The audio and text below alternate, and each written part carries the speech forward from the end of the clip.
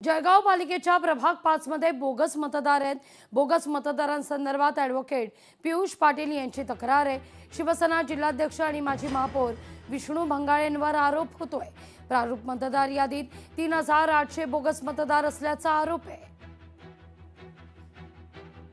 या सगळ्या संदर्भात ॲडव्होकेट पियुष पाटील यांच्याशी संवाद साधलाय आपले प्रतिनिधी सुमित देशमुख यांनी।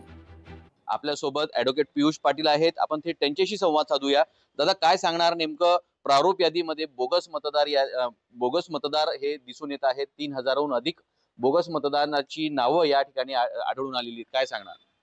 नुकताच जळगाव शहर महानगरपालिकेची या ठिकाणी प्रारूप यादी प्रसिद्ध करण्यात आलेली आहे।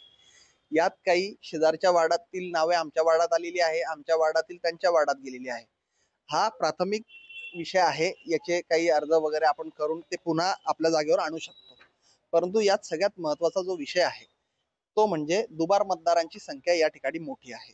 2013 साली जळगाव शहर महानगरपालिकेची जी सार्वत्रिक निवडणूक झाली होती, यामध्ये माझे वडील तत्कालीन नगरसेवक स्वर्गीय नरेंद्र अण्णा पाटील यांनी तक्रार करून आमच्या प्रभागात मोठ्या प्रमाणावर बोगस मतदार माजी महापौर विष्णू भंगाळे यांनी टाकलेले आहेत म्हणून आरोप करत आयुक्तांना त्या ठिकाणी तक्रार करण्यात आली होती।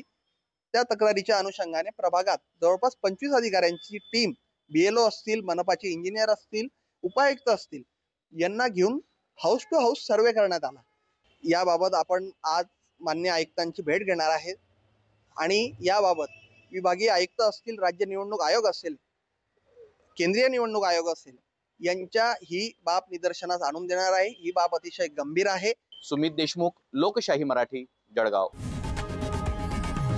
लोकशाही मराठी, ऐका, पहा, जागरूक रहा।